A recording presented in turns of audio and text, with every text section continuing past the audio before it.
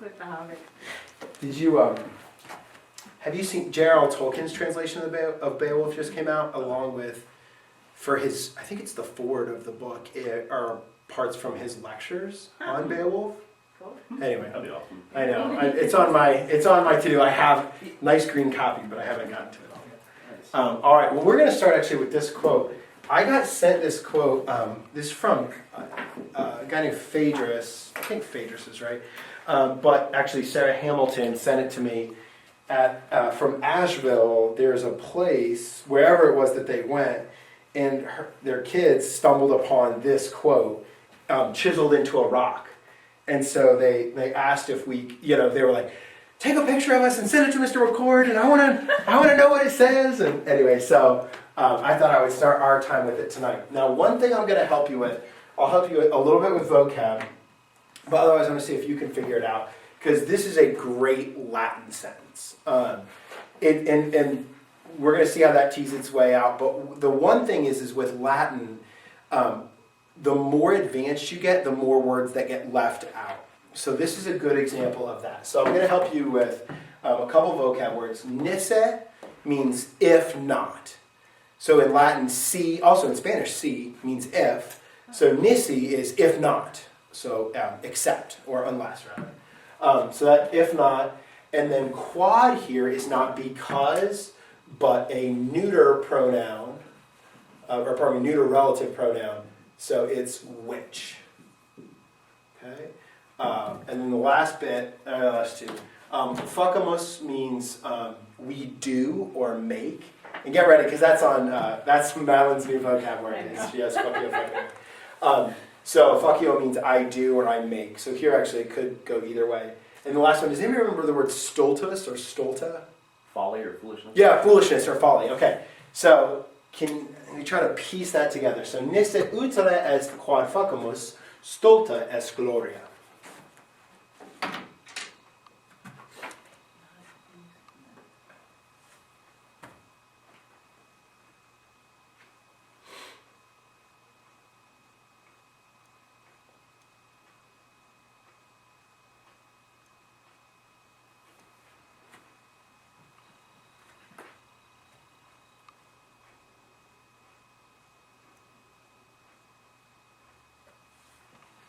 Except which we do is useful. Folly is glory. Okay, that's actually very close to what it is going to end up being. So the one bit that's left out in Latin, we'll look at the simple sentence, the simple subject, noun, linking verb, predicate, adjective. So what we're missing here and what's implied by the verb, as you kind of start to feel Latin a little bit more, so fuckamus is what we do, right, or what we make. So we've got this first person plural in the verb, and very often in Latin they'll leave out possessive pronouns. So that's what's left out here is our glory is foolishness, or our glory is folly. How do you know glory is the subject nominative? It is, well, here, because there's nothing else that could go with est.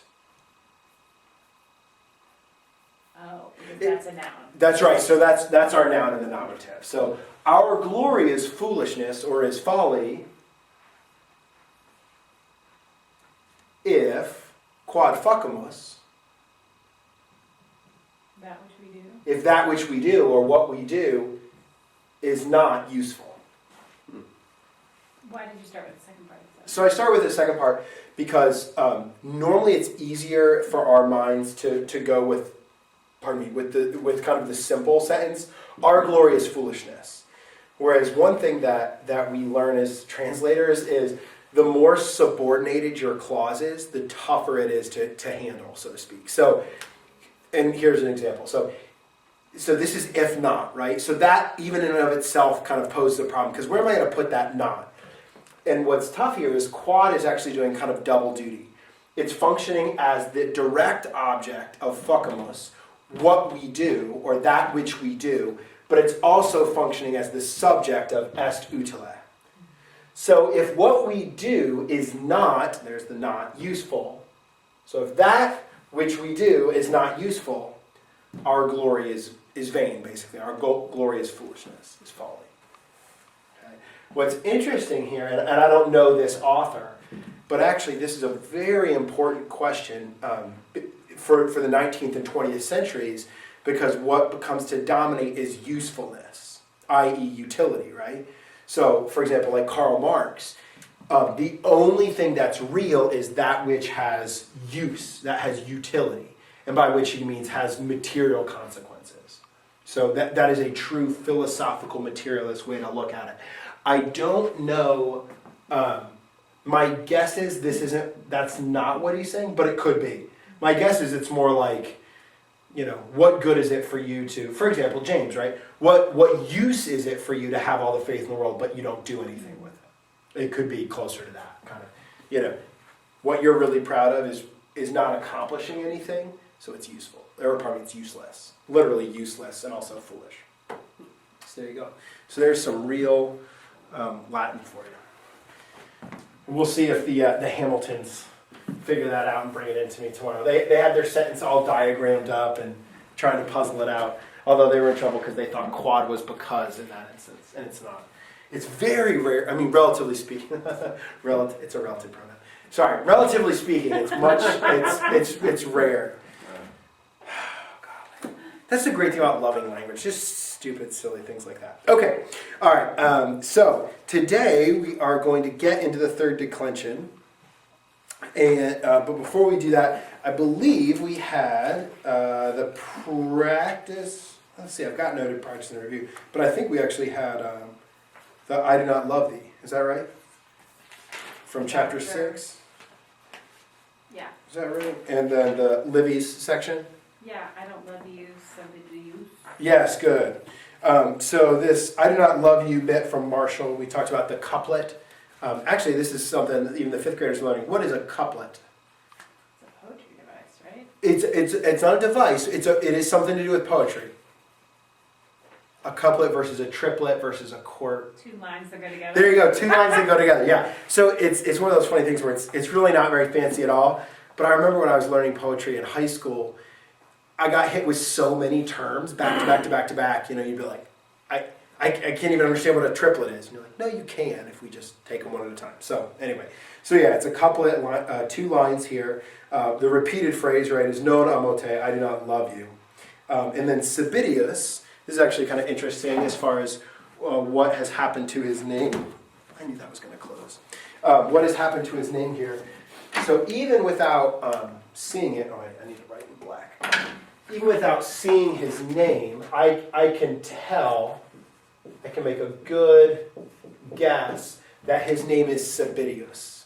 Non amote Sabidi. Now his name is Sabidius. That's what my mind can kind of guess. So if his name is Sabidius and the form is Sebidi, what has happened? What is this form? Can you tell? Genitive?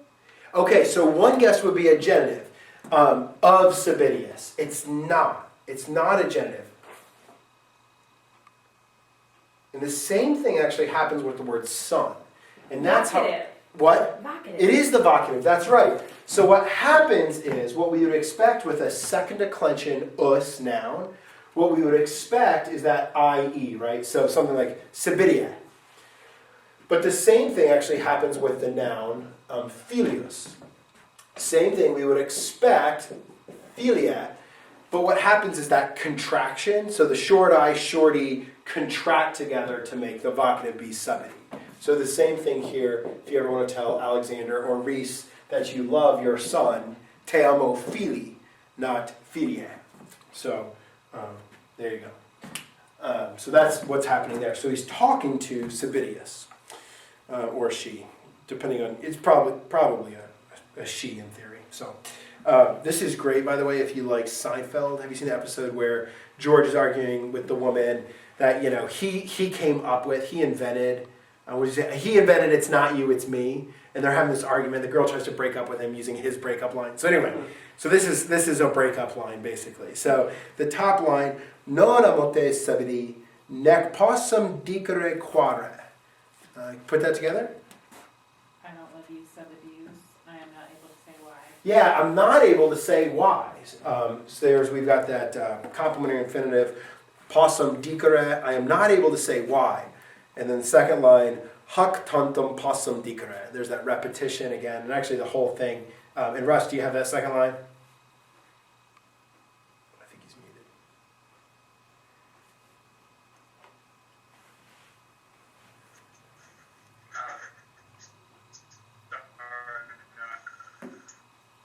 Oh, you break it up just what? Yeah, so the second line, hac tantum possum dicere. You have that second line, guys? This only I'm able to say. Yeah, I can only say this, or this only I'm able to say, I don't love you.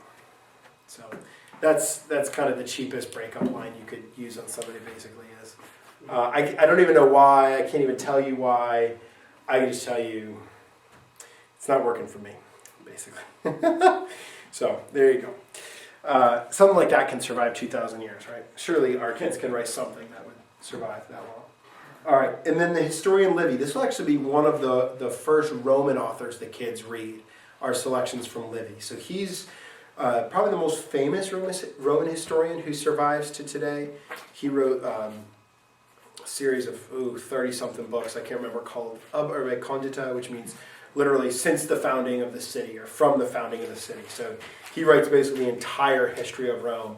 So Hannibal, is Scipio Africanus, and all these greats of Roman history are found in Livy, is how we know about a lot of those things. There are some others, but Livy's kind of our main historian that we rely on. So let's go sentence by sentence here. Populus Romanus magnos animos et paucus culpas habebat. Translation? The Roman nation had many souls and few mistakes. Okay, just one mistake, and if we took it by that translation, our magnos animos, there's one word that maybe we've done a little bit of violence to, is magnos. You translate it more like it was multos, many souls, and actually animus is a really hard word to translate, because it can mean the thinking part of you. It can also mean the eternal part of you. It can also mean that part of you that is responsible for your virtue and your ethic and your greatness, so to speak. So here, based on the context, we have Livy basically contrasting two different things. So they had magnos animos and paucas culpas. So he's kind of drawing these two things into relationship together, paucas culpas. So what was the second bit? They had paucas culpas? Few mistakes. Few sins, yeah, or few, we might say if we're talking about a culture, how might we translate that word? Like a cultural, I guess we could say cultural sins. Vices, probably. So they had few vices, paucas culpas, and magnos animos. Great spirit. Great spirit, yeah, a great spirit, or it probably wouldn't be unjust to him to say they were morally excellent and had few vices. Because that is kind of getting at the heart, no pun intended, about what he's saying is Rome used to be great. And by the way, all historians, I think, fundamentally believe like things used to be better. Whether or not that's always true, that's another question. But Livy's kind of famous for, in his histories, saying things used to be better. And all historians believe this, right? Like, let's imitate the great people and the great deeds of the past. And let's, of course, stay away from their vice. You know, that's really the purpose of history, right? Is to learn from the past so you don't repeat it. Okay, so at least here, Livy starts us off here with that truth about the ancient Romans. And then second sentence, De officiis nostris cogitabamus et gloriam belli semper laudabamus. How many verbs? Two verbs, good. So let the verbs, and actually this is a great sentence to see how Livy, Caesar, they structure sentences very, very similarly. So they normally will use verbs to show you where the breaks are, right? So at the end, right, we've got cogitabamus. And then that leads right into our conjunction. And that's a pretty straight shot indicator that is the first half of my sentence. I've stopped it with a verb. I've used a conjunction, break it there, basically. And then, of course, the second clause also ends with a verb. Okay? So the first bit then, de officiis nostris cogitabamos. Of our service, we thought. Good, so we thought of our service. Notice here, right, he's identifying himself as a Roman. So we used to think almost, this would be probably a fair way to translate this imperfect. Right, back then, we used to think about our responsibility, right, our officium. Cicero has a great little volume called De Officiis. Yeah, De Officiis. That he wrote to his son, who was basically off at college playing the drunk. And so he wrote this. That's what happens when your dad's Cicero's. He writes a volume to you on responsibility and how you're doing a lousy job at it. And it survives 2,000 years. And so we all know you as a drunken college student. Good night. Anyway, so yeah, we used to think about our responsibility, or we thought about our responsibility, and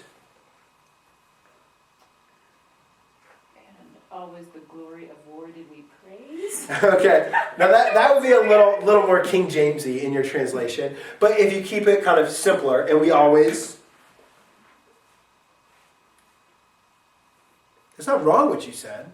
You just fronted your direct object. So we thought of our responsibility and we always praised the glory of war. There we go. And again, it's not wrong. It's just, especially actually, it would be the kind of thing I wouldn't let a young student do. Oh, Because okay.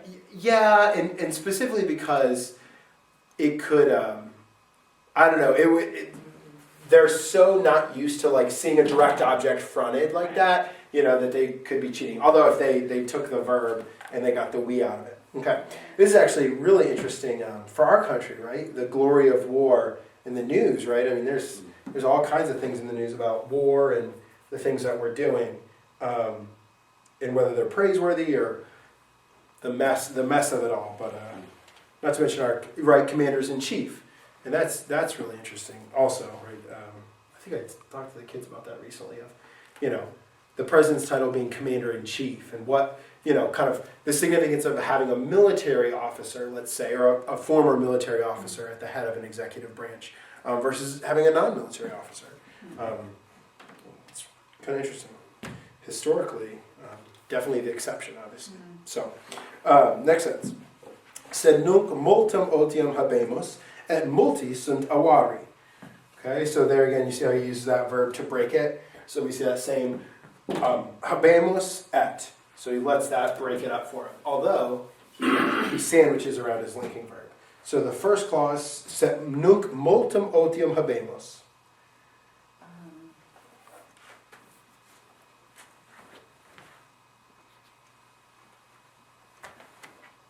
Now we have much peace.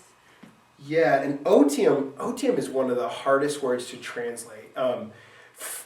It can be peace, like I'm not busy, I'm at peace, but it probably means here free time. So in the positive sense, it could be like leisure. Right. For example, in the book, Joseph Pieper's Leisure, the Basis of Culture, he makes a lot of this word. But here, Livy's not saying this is a good thing. He's saying, right. We've got too much free time. Kind of the what's the devil's, free hands are the, what's that? Devil's playground or something. Yeah, something like that. The free hands, if you're not busy, the devil will get in. But I can't remember, come on, what's that proverb? I'm sure Ben Franklin had something. It is probably Ben Franklin. Yeah. Free hands are the devil's something. Anyway. Yeah, handiwork. And then the second clause, but now we have much free time and multi sunt avari. Many are greedy. Mm-hmm. Many are greedy. All right, last bit. Nec vitia nostra, nec remedia tolerare possumus. And this is a tough little sentence to kind of chew on. But it lets us chew on it and we can kind of see what Livy means. And this is actually always the translator's hardest bit. We get the basic sense of what he's doing, right? He's saying, we used to care about, responsibility, and it sounds like an old man, right? The good old days of responsibility and morals, and we praised war and the glory of war. But now we've got all this free time, and everybody's greedy, and it comes to his conclusion. Neither our crimes nor the remedy can we tolerate. right? Yeah, so that would be fronting. No, that would be fronting the direct objects, So we okay? cannot tolerate our crimes nor remedies. Yeah, so he puts both of these direct objects, we cannot tolerare, and this verb is gonna kind of what causes us the problem when we think about these two things. So we can't, again, let's say tolerate for now, we can't tolerate our vices nor their cures, right? So let's kind of step outside of the literal Latin meaning for a second. And we often have to do this as translators. If I had to rephrase what he's saying, we cannot tolerare vitia nec remedia, or nec vitia, I think he does a nec construction there. Anyway, what's kind of the essence of what he's saying? Our vices are destroying us, but we're not willing to remedy it. That's exactly right. That's exactly it. So, in the one sense, I mean, I think of this all the time. We had a friend who was on The Biggest Loser, right? And that kind of gets at that nutshell, right? Of like, golly, I hate the way things are right now, but it means so much work to overcome that. And that's actually, I mean, what a classical definition of wisdom and excellence. To be able to identify your shortcomings, your vices, but then to have the courage enough to really tackle them. And that's, anyway, we have TV shows about it now, and but that's really Livy, in Livy's instance, right? The definition of, here's how I know we're not great. We have kind of inherited the wisdom that we know this is wrong, but we're not man enough, so to speak, or we're not human enough to do what our ancestors did. Yeah, and that's, by the way, how he kind of tells his whole history, is Livy, although modern historians would scoff at this, but Livy really intentionally told history with the dual purpose, and this is from the prologue of his book, but to expose vice, to praise virtue where he found it, and to kind of then give an example of how you could overcome those shortcomings. Anyway, so really neat example. If early Rome was as virtuous as he said, how within a couple of centuries did they get from there to like ridiculous debauchery and degeneration? Yeah. Francis, and I mean, that's a part of it, right? Is there's a great, if you ever want a series of paintings that does this, there's a Jeffersonian named Thomas Cole who does a series of 5 paintings called The Course of Empire. And he basically tracks through, for him, there's a linchpin moment where you can either, and Jefferson he's a Jefferson disciple, where you can either say, I want to be simple, I want to live simply. I don't want kind of the glory of empire, because empire brings with it vast wealth and fame and kind of all of these things that do come with it.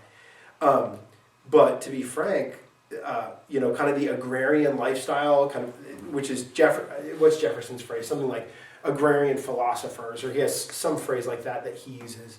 It's just not. It's not flashy. It's not sexy. It's not. Kind of living like Socrates or Jesus. Mm-hmm. Just compare that to like having the biggest navy in the world or the biggest air force. It just, come on, there's just no question about which is, kind of more appealing. And so I think for the Romans, and I think for all empires, great is another word that we should talk about. But for all people all nations that go the path of empire, they rose up somehow. They came from some kind of simpler beginning to becoming a dominant, usually military and economic power. And you just can't, historically speaking, you can't sustain that. Britain probably had, as far as I know, Britain had the kindest fall from empire. Unlike, say, like Germany or something, you never had. Graciously gave it away. Right. You never had, actually they just found out there were, millions of women raped in Germany when at the end of World War II. Just Britain never went through that. They, but by probably sheer dumb luck as much as anything else, and the kindness of God, like they almost got to give up their empire bit by bit rather than try to have to sustain it.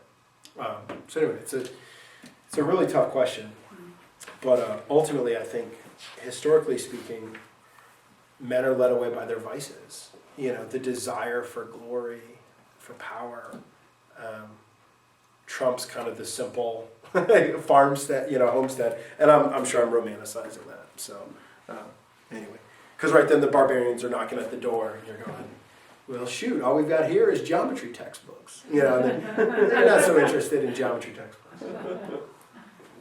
Anyway, all right, chapter 7. Chapter 7 is it's a great chapter to go on break with. There's nothing really new that we're learning in the chapter as far as concepts go. It's more of just a hammering home of what we already know and then putting a slight spin on it. And we looked at that at the end last time, if you remember. But for the third declension, all it is another pattern. But it's worth kind of some extra time because of habits that we've gotten into up to this point. So I'm going to do this in kind of a simplified way. But so far, kind of everything that we've seen, actually that last translation gave us a couple examples. They had paukas, kolpas. They had magnos, animos. And what we've become used to, even though I promise I've never said this, but what we've become used to is adjectives always looking like the nouns they modify. Okay? And that's probably the biggest habit that I see the students get into is the adjectives look like the noun. The adjective, looks like the noun. And so they get very used to, though we say an adjective always matches the noun it modifies in gender, case, and number, what that gets translated into in our minds as far as learning a language is we start to think, oh, they always look the same. The endings will be the same. So paukas, kolpas, as, there we go. Okay? I'm horribly butchering that word to say it that way. But os. Okay, they match. Look, they're the same. The third declension, though, is kind of the place where, as students, kind of the gauntlet gets thrown down, and we say, no, actually, they don't have to look the same. So, for example, if I'll take out sins, and let's say we have few kings. So our word for king, and I think it's actually one of our sample words, our word for king, famous dinosaur, right? Tyrannosaurus rex. Okay? And this word, like all nouns, it's given to us with its first two forms in our dictionary, rex, regus. And now this is the time where we really want to remind ourselves, this is what form for a noun? What's always the first form they list? Nominative. Nominative singular. Now, we may not know what gender it is. We may not know, whether it's neuter, masculine, feminine. But we know this is our nominative form. And that is still true. What is the second form that gets listed? Genitive. Always, always, always. Okay? So again, we may not know the gender, but we know it's rex, regus. And I want to put up another word because this is another place where the third declension is confusing. Good. I'll do a couple more science words. So we have homo homines. And let's see, virtutis. Okay. All right. So if you look at this, and I swear to you, these are all the nominative form, rex, homo, and virtus. Oops. Oh, you forgot a thingy. Left an arm, look at that. No, and you forgot a thingy. Yep. The long one, okay. Virtus. So these are all the nominative form. And the key observation here about the third declension is, what do these nominatives all have in common? Nothing. Nothing. Nothing at all. So for the third declension, when we're learning it, that factors in. And the cool thing is even with the fifth graders, they've started to do some basic algebra symbols. And that's our top symbol. Random. Not the letter X. And this is a point of confusion for many students. A lot of students see rex and they think, oh look, X for rex. No. Any more than X for homo. No. So our first thing is it's going to be completely random. Now there are some patterns. There are, for example, testudo means turtle. Testudo. Testudinous. What does it mean? Turtle. Testudo, testudinous. So you start to see, for example, this O becomes an inus. But there are about 14 of those patterns. So I personally find it's not even worth it to like drill the kids, because it would be like third declension, sub-pattern A, sub-pattern B. Anyway, so I just like to have them learn those two forms, okay? So now, the nominatives have nothing in common. What do the genitive forms have in common? Is, that's right. So the way that we can tell that a noun is a third declension noun is we can see is. Notice, it could be an us or an o-is, or an x-is, or an o-is. You know, it could be any number of things. But the way that we tell, and this is why this is the ultimate payoff finally, this is why we have to memorize the first two forms. Okay, so for example, if I had a noun, let's go with where, man, where, if I only saw that first form, why couldn't that be a third declension? Could be, you know, and that's true. It doesn't matter. Actually, here's another one that messes kids up a lot. The word for storm, tempestas. That a lot of students look at that and they go, "Oh, accusative plural." And you go, "Why would the accusative plural be listed in the dictionary?" It wouldn't be listed in the dictionary. That's its nominative form. Tempestas, tempestatis. Anyway, so now I'm getting messy. But anyway, so there are basically, you know, a bunch of patterns, but for us, it's just completely random what you'll see in that second, or probably in the first form. But the second form is how you're going to tell, is it ends in s. Okay. So for the students, we want to memorize random. X is E M E X, variable random. Ace ibus, ace ibus, ace. Okay. Now that's one thing that's kind of tricky about the third declension is the completely random variable, so to speak. Question? Oh, but that's just for the masculine and feminine ones, right? That's right. So that is our masculine and feminine. And that's the next thing that's kind of tricky is the third declension contains all three genders in it. Okay? But they all look the same. Okay? And we'll see that in just a second. So that is to say, to illustrate, now this means king. So I can, if I know what it means, I know, oh, okay, king would probably be a masculine noun. And it is.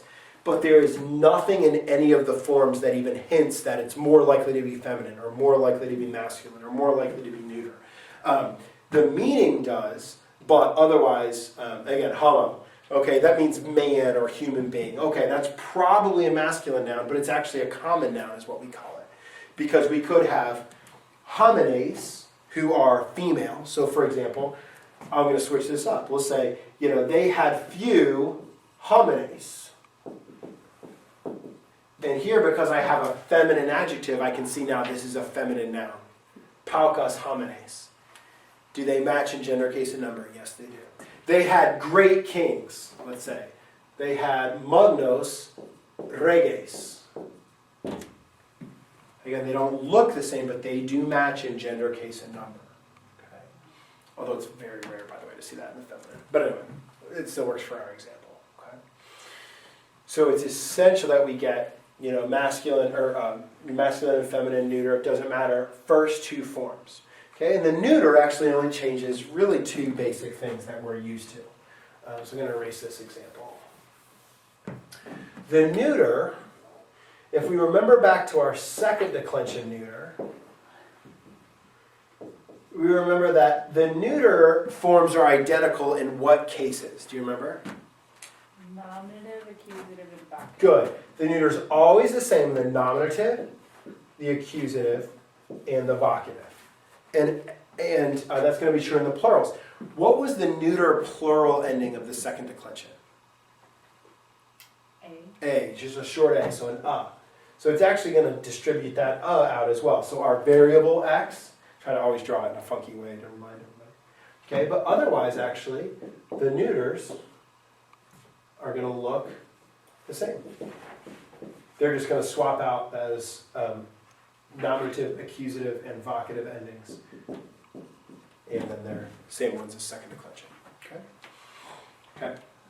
Now the last comment I'll make, and this is something that if you were composing in Latin, like if your goal was I want to compose and translate poetry in Latin, this is more for that, but I'll kind of include it just because it's helpful. So the other thing to be aware of is that a lot of third declension nouns are what are called I-stem nouns.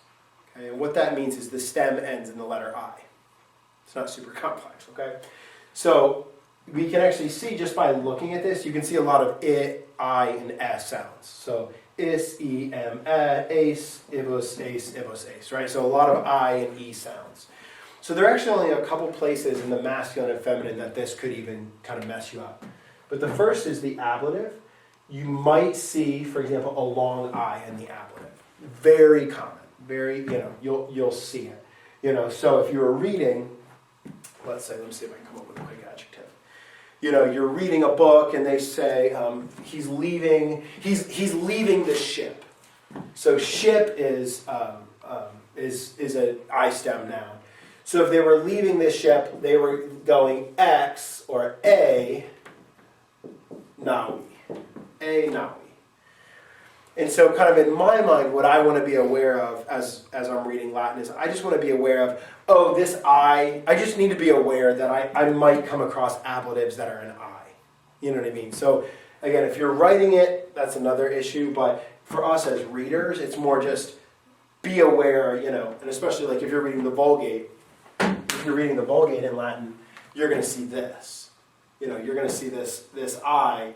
And so you just want to be aware, that could be an I stem, and that could be, an ablative form. What do you mean by we'll see that? Like, will it be darker? No, I'm sorry. I was just emphasizing that it wasn't a macron. Oh, okay. Right, because you've been reading the Vulgate, Well. and there's no, but you open it up, and there are no macrons, right? Yeah. I didn't notice that. So yeah, there are none. I mean, the Vulgate's especially crazy because there are no macrons, there are no punctuation marks. I did notice that. You did notice that, yeah. And so that's why it's a great text to start with. Is generally speaking, you're kind of familiar with the content. You've read through the Bible, but it's great because it's in some ways actually harder than like Livy because there's no punctuation. So you have to use exclusively, the verse marker breaks, which aren't always in the right places. I thought macrons sometimes changed meaning, so if you don't have them. So if you don't have them, basically in your mind, you're loading up more potentials. If that makes so. For example, if I saw this, this is a bad example, but if I'm looking at this, let's say if I had another option that was a short I. I don't, but let's say if I did. I wouldn't know if it was, say, dative with a long I or, something else with a short I. Right. So basically in your mind, what you're doing is you're loading up additional subcategories it could be, and then you're reasoning your way to what it could be. So again, I was saying this to the 5th graders and to the 4th graders is the coolest thing about a Latin sentence is it's basically like a 6 to 8 step math problem each sentence. And it's just awesome for your mind. I mean, like, there's nothing that they're doing in mathematics at that age that compares to what this is for their mind. I mean, it blows my mind. All right. Go ahead. It's okay not to be able to just look at a sentence and translate. Like, it's okay to have to Oh, yeah. really write stuff. Oh yeah, especially now. And I even one of the things that I'll do with them, for example, when we get as we start to see more and more true primary Latin for them is I'll actually bring in, old school, because this is how I learned it. I had old school teachers who they would take the Greek text of the New Testament and they would put it on like a overhead projector and project it up onto the board because then you can manipulate it. You can say, if you have a prepositional phrase, you can kind of block out the prepositional phrase and you can go, oh, there's my subject, there's my verb, And that helps students a lot because that's how we all start. You start with almost just finding any way you can to get that text to make more sense. So anyway, the other I stems are here. And you can remember this because one of the words that is an I stem is the Latin word mare muris. It means sea. So the song that I came up with is, how do you solve a problem like Maria? And because it's neuter plural in the nominative, accusative, and vocative is going to be Maria.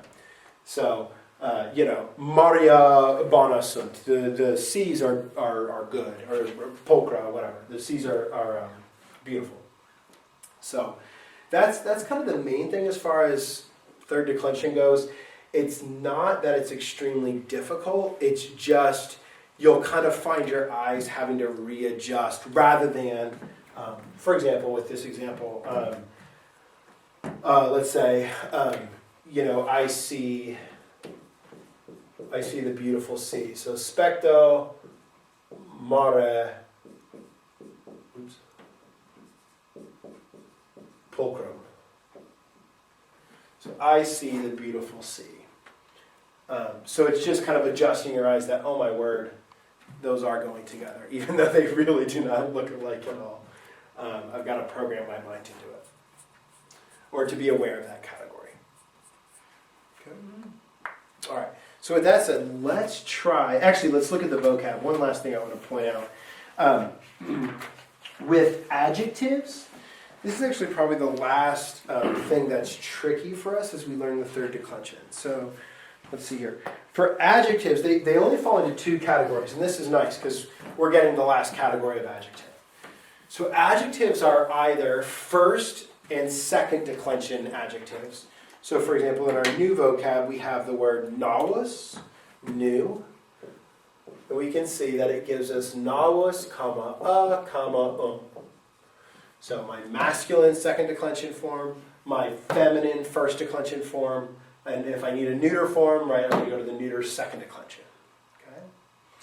So that's the first category of adjectives that we learned. Now though, and now that I've said this, now I don't see an adjective. Do I see a third declension adjective? I don't think they gave us one yet. Look at that, I was going to get you ready for something that's not even there. Well, let me go ahead and show it to you, just because this lesson is not quite as long. Go to the next vocab section. Surely they're going to give us one. No.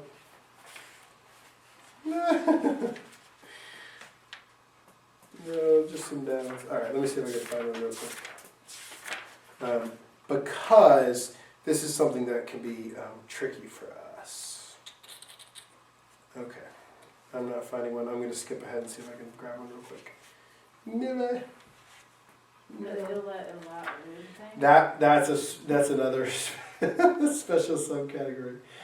My apologies. Okay, I'm going to come up with some in my mind if I can't find some. We'll go here. Okay, there's one. I'm just going to give it to you. So this is a very normal looking third declension adjective. It'll give you two forms. Tallest, yes, that's right. They'll give you two forms. And in some instances, they'll actually be identical forms, okay?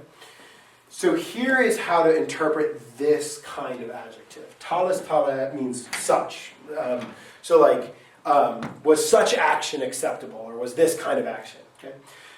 So we can see, if we look at it, tallest, what do you think that form is? If I put a gun to your head, I was like, no, you tell me, what is that form? You would guess what? Dative or ablative? No. Try again, not dative or ablative. Tallest. This first form. Nominative? Okay, you would guess nominative, or maybe you would guess a genitive, right? Yeah. So you would guess either nominative or genitive, and the cool thing is you're right. It's both. It's both. So remember in third declension, that first form, that nominative form, can be anything. And in some instances, it's the is form also.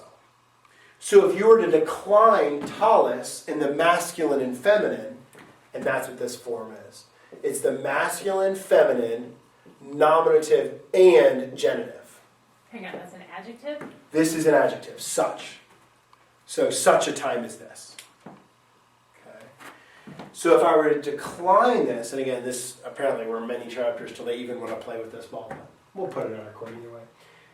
It would go like this. It would go tallest, tallest, tali, talim, tali, because this is an I stem. And the way I can tell is I stem.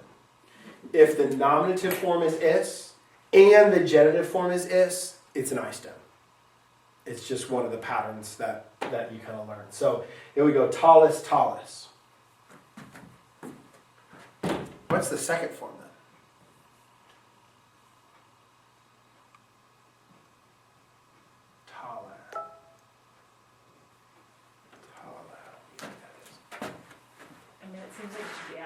don't think that's right. It's not the ablative. That's a good guess, but it's an I stem.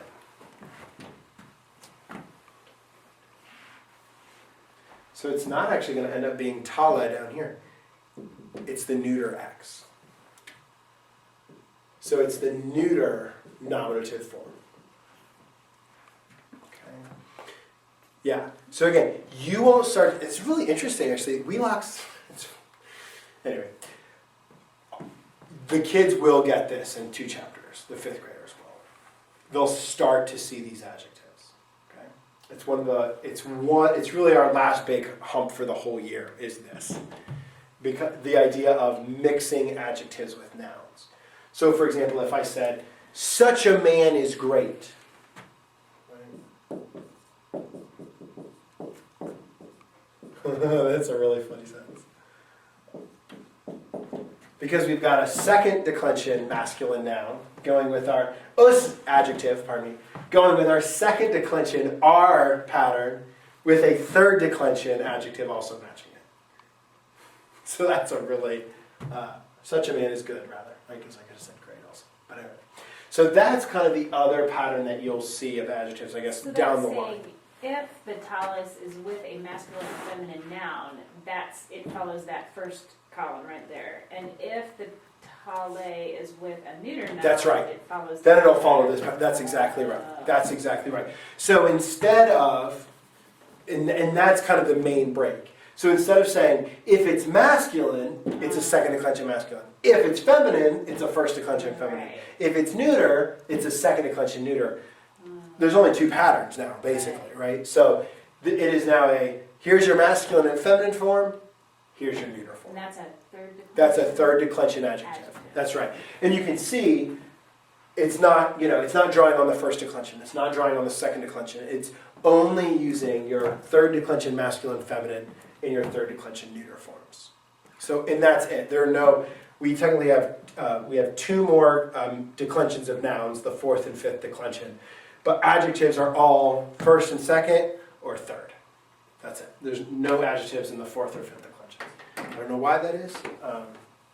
It's not my subset of language, but I'm sure there's some reason. I'm not sure what.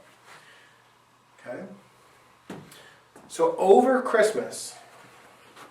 Oh, what fun. Over Christmas break.